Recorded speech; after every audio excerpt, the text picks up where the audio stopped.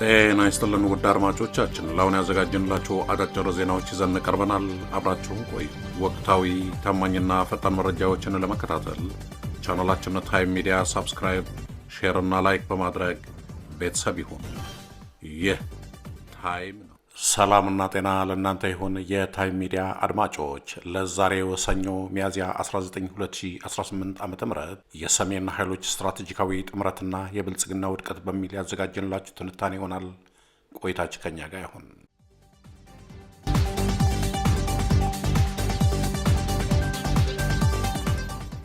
ኢትዮጵያ በአሁኑ ወቅት በታሪኳ አይታው በማታውቀው እጅግ ስስ ውስብስብና ወሳኝ በሆነ የታሪክ መስቀለኛ መንገድ ላይ ትገኛለች። ይህ የታሪክ አጋጣሚ በአንድ በኩል የሀገረ መንግስቱን መፈራረስ ስጋት ያዘለ ሲሆን፣ በሌላ በኩል ደግሞ ለዘመናት የዘለቀውን የሴራ ፖለቲካ ቀብሮ አዲስና ፍትሐዊ ስርዓት ለመመስረት የሚያስችል ታላቅ እድልን ይዘዋል። የዚህ ሁሉ ሁከት ለውጥና ተስፋ ማዕከል ደግሞ በኢትዮጵያ ፖለቲካዊ ስነ ህንፃ ውስጥ እንደ ጽኑ ምሰሶ የሚታዩት የአማራና የትግራይ ህዝቦች ግንኙነት ነው። ላለፉት 6 ዓመታት በጠቅላይ ሚኒስትር አብይ አህመድ የሚመራው የኦሮሞ ብልጽግና ቡድን ስልጣኑን ለማቆየትና የበላይነትን ለማረጋገጥ የተጠቀመበት ዋነኛ ስልት የሰሜኑን ኃይሎች እርስ በርስ ማባላት ነው።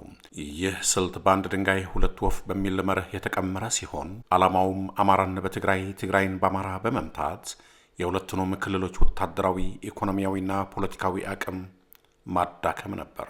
ሆኖም ግን ዛሬ ላይ ይህ የጥፋት ድግስ እየከሸፈ ይልቁንም ሁለቱ ህዝቦች በጋራ የህልውና ስጋት ላይ መሆናቸውን በመረዳት ወደ አንድ ታሪካዊ ጥምረት እያመሩ መሆኑን በቤተ መንግስት አካባቢ ታላቅ ድንጋጤንና መርበትበትን ፈጥረዋል። የአብይ አህመድ መንግስት ስልጣን በያዘ ማግስት የጀመረው ስራም የሁለቱን ህዝቦች የቆየ የታሪክ ቁስል መቧጨርና አዲስ የጥላቻ ትርክት መፍጠር ነበር። ይህ ሴራ በረቀቀ መንገድ የተነደፈ ሲሆን ዋናው ትኩረቱም የትርክት ግንባታና የጠላትነት ስርጭት ላይ ነበር። መንግስት በመንግስታዊ ሚዲያዎችና በማህበራዊ ድረገጾች ላይ በሰለጠኑ የፕሮፓጋንዳ ሰራዊቶች አማካኝነት በሁለቱ ህዝቦች መካከል የማይታይ ግን ጥልቅ የጥላቻ ግድግዳ እንዲገነባ አድርገዋል። በትግራይ በኩል አማራ ሊወርህ፣ ታሪክህን ሊያጠፋህና መሬትህን ሊቀማህ ተነስቷል የሚል ስጋት ሲዘራም፣ በአማራ በኩል ደግሞ ትህነግ ዳግም ስልጣን ይዞ ሊጨቁንህና ሊበቀልህ እየመጣ ነው የሚል የፍርሃት ፕሮፓጋንዳ ተሰራጨ። ይህ ሆን ተብሎ የተሰራ ስራ በወጣቱ ትውልድ ዘንድ እንዲሰርጽ በማድረግ በሁለቱ ህዝቦች መካከል ለዘመናት የነበረውን ጥልቅ ማህበራዊና ሃይማኖታዊ ትስስር እንዲላላና በጥርጣሬ እንዲተካ ተደርገዋል። መንግስት የክልል ድንበሮችን እንደ የጦርነት ቀስቃሽ ፈንጂዎች ጠቀም ህዝቡ በልማትና በዲሞክራሲ ላይ ሳይሆን በጎረቤቱ ስጋት ላይ እንዲያተኩር አድርጎታል። የትግራዩ ጦርነት ሲቀሰቀስ የብልጽግና ቡድን ይህንን እንደ ወርቃማ ዕድል ተጠቅሞበታል። ጦርነቱ የተመራበት መንገድ ሆነ ተብሎ የአማራን ልዩ ኃይል ሚሊሻና ፋኖን ከትግራይ መከላከያ ሰራዊት TDF ጋር ፊት ለፊት በማጋጨት ደም እንዲቃቡ ማድረግ ነበር። በጦርነቱ ወቅት የፌዴራሉ መንግስት የሚወስዳቸው ውሳኔዎች፣ የትጥቅ አቅርቦት፣ ስርጭትና የግንባር ትዕዛዞች በሙሉ የሁለት ህዝቦች እልቂት እንዲራዘም ታስበው የተሰሩ ነበሩ። በጦርነቱ የሁለቱም ወገን ወጣቶች ሲረግፉ ብልጽግና በአዲስ አበባ ስልጣኑን ያደላድልና በክልሎቹ ፍርስራሽ ላይ አዲስ ግዛት ይገነባ ነበር።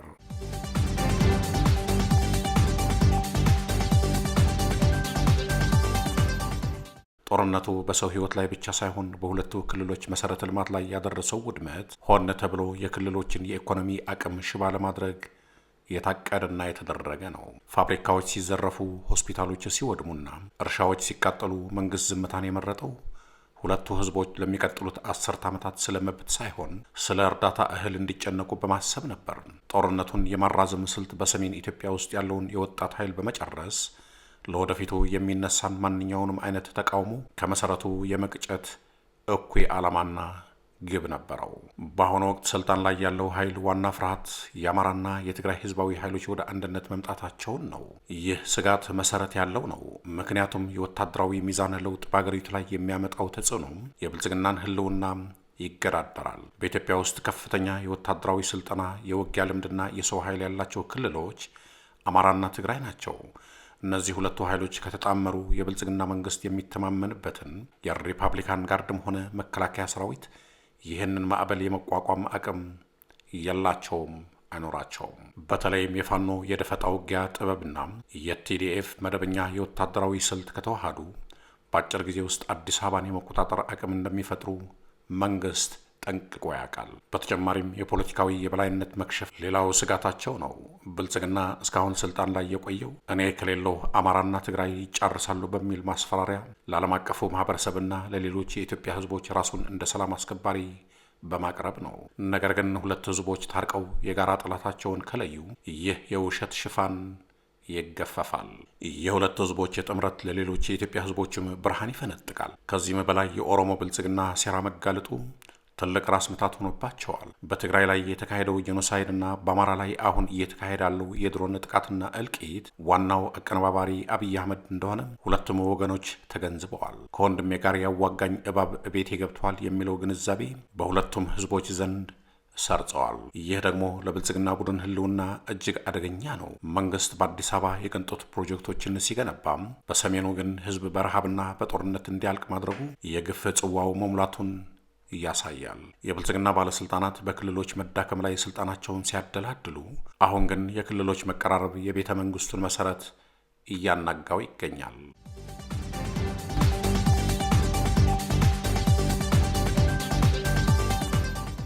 በቅርብ ጊዜ የሚሰሙ መረጃዎች እንደሚያመላክቱት በአማራ ፋኖና በትግራይ ኃይሎች በቲዲኤፍ ከፍተኛ አመራሮች መካከል በሚስጥር የሚደረጉ ውይይቶች ወደ ተግባራዊ ትብብር እየተቀየሩ ነው። ይህ ጥምረት የጋራ የህልውና ስጋትን ለመመከት ያለመ ነው። ሁለቱም ኃይሎች አሁን ያለው አገዛዝ እስካልወደቀ ድረስ በትግራይም ሆነ በአማራ ክልል ሰላምና ልማት እንደማይመጣም ተስማምተዋል። አገዛዙ በየቀኑ የሚፈጽመውን እልቂት ለማስቆም ብቸኛው መንገድ የጋራ ክንድ መፍጠር እንደሆነ ታምኖበታል። እንዲሁም የታሪክ ቁስሎችን በውይይት ለመፍታት ቆርጠዋል።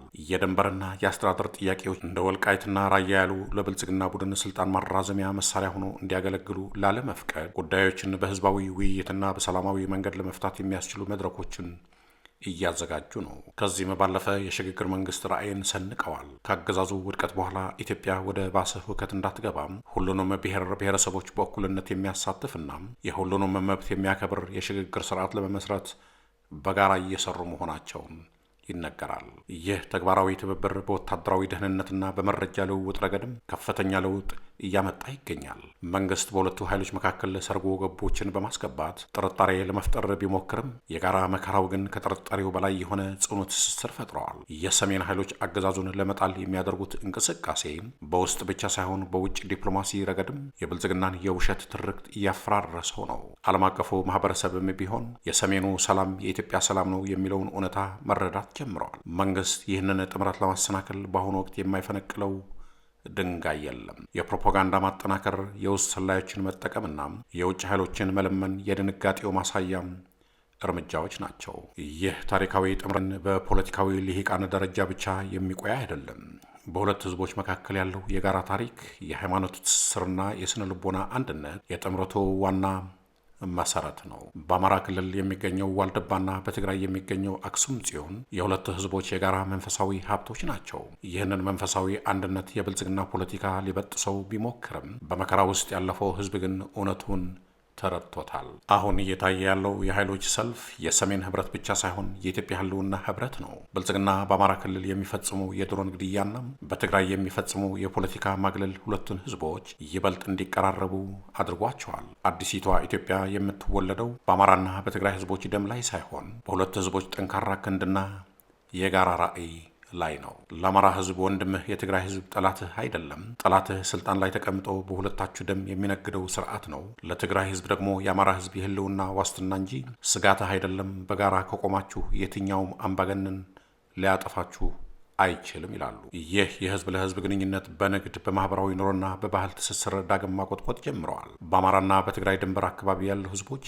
ለዘመናት የቆዩትን የጋራ እሴቶችን በመጠቀም የመንግስትን የክፋት አጥር እየናዱት ነው። የሃይማኖት አባቶችና የአገር ሽማግሌዎች የፖለቲካውን ሴራ በመረዳት ህዝቡን ወደ እርቅና ወደ አንድነት የሚጠራ ድምፅ እያሰሙ ነው።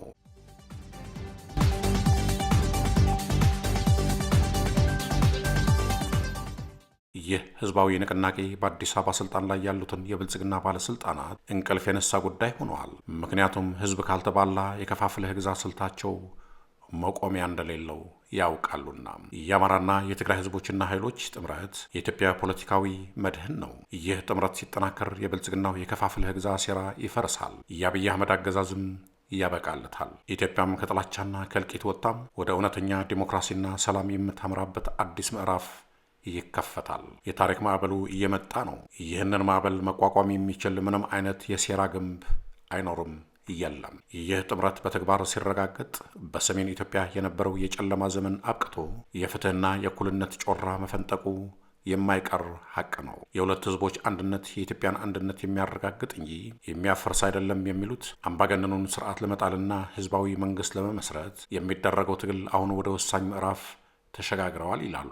የሰሜን ኃይሎች በጋራ በሚያሰሙት ድምፅና በሚሰነዝሩት ክንድ የብልጽግናው የካርታ ቤት እንደሚፈርስ ጥርጥር የለውም። ታሪክ ምስክርነት የሚሰጠው ለቆራጦችና ለህዝባዊ ዓላማ ለቆሙ ኃይሎች ነውና። ከዚህ ባለፈ ይህ ጥምረት ለአፍሪካ ቀንድ ሰላምም ወሳኝ ነው። የኢትዮጵያ የውስጥ ሰላም መታወክ ለቀጠናው ትልቅ ስጋት ሆኖ ቆይቷል። የአማራና የትግራይ ኃይሎች ሰላማዊ መፍትሄን አስቀድመው የጋራ ጠላታቸውን ካስወገዱ በኋላ በሚፈጥሩት ፌዴራላዊ ስርዓት ውስጥ የሁሉንም ብሔር ብሔረሰቦች ክብር የሚያስጠብቁ ከሆነ አገሪቱ ዳግም ወደ እልቂት የማትመለስበትን ዋስትና ያገኛሉ።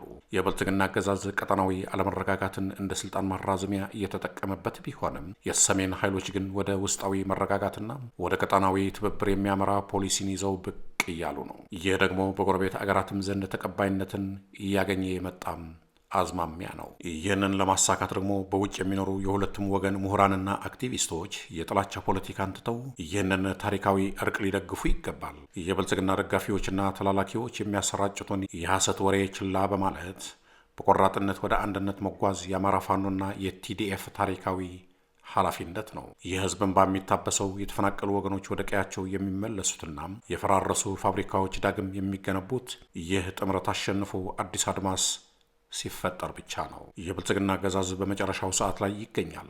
የሰሜን ኃይሎች ጥምረት ደግሞ ለዚህ አምባገነን ስርዓት የመጨረሻው መቃብር ቆፋሪ እንደሚሆን ታሪክ ይመሰክራል። የአሁኑ አገዛዝ የሚከተለው ከፋፍለ ግዛ ፖለቲካ መሰረቱ የሰሜኑን ኃይሎች ማንበርከክ ላይ ብቻ ያተኮረ ሳይሆን መላውን የአገሪቱን ታሪክ በማዛባት አዲስና ሰው ሰራሽ የሆነ የአምባገነን የበላይነትን መትከል ነው። ይህ ግብ ግን የጥንታዊቷንና የጽኗን ኢትዮጵያ መሰረት የሚንድ በመሆኑም በተፈጥሮው የውድቀት ዘርን በውስጡ የያዘ ነው። ኢትዮጵያ ከዚህ የመከራ አዙሪት የምትወጣው በልጆቿ የጋራ መስዋዕትነትና በጠነከረ ሉዓላዊነት ነው። የታሪክ መዝገብ ዳግም እየተጻፈ ነው። በዚህ መጽሐፍ ውስጥ የሰሜን ኃይሎች ጥምረት የድልና የነጻነት ምዕራፍ ሆኖ ለዘላለም ይኖራል። መንግስት በአገር ውስጥና በውጭ የሚጠቀምባቸውን የከፋፋይነት ካርዶች ሁሉ በማቃጠል ህዝቡ በጋራ ጠላቱ ላይ እንዲነሳ ማድረግ የጊዜው ጥሪ ነው። ትላንት የነበሩ ስህተቶች ዛሬ ለጥፋት ሳይሆን ለነገው ጥንቃቄ ትምህርት ሊሆን ይገባል። አማራና ትግራይ በጋራ ቆመው ኢትዮጵያን ከጥፋት አፋፍ መመለስ እንደሚችሉ ላለፉት 1000 ዓመታት አሳይተዋል።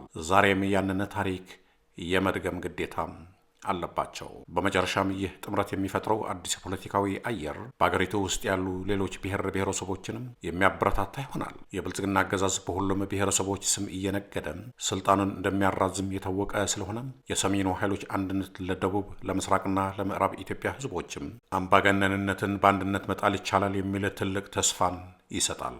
አዲሲቷ ኢትዮጵያ በነጻነት በእኩልነትና በፍትህ ላይ ተመስርታም ዳግም ትነሳለች። እናም ያ ቀንም ሩቅ አይደለም። የሁለቱ ታላላቅ ህዝቦች አንድነት የኢትዮጵያ ትንሣኤ መጀመሪያ ነው። የፍትህ ጮራ መፈንጠቁ፣ የነጻነት ደወል መደወሉ አይቀሬ ነውና የሰሜን ኃይሎች ጥምረት የኢትዮጵያ አንድነትና ሉዓላዊነት ዋስትና ሆኖም ይቀጥላል። ውድ አድማጮቻችን ለአሁን ያዘጋጀንላችሁ ትንታኔ ይሄን ይመስል ነበር። በቀጣይ ፕሮግራም እስከምንገናኝ ሰላም በያላችሁበት። ታማኝ ወቅታዊና ፈጣን መረጃዎችን ለመከታተል ቻናላችን ታይም ሚዲያ ሰብስክራይብ፣ ሼር እና ላይክ በማድረግ ቤተሰብ ይሁኑ። ይህ ታይም ሚዲያ ነው።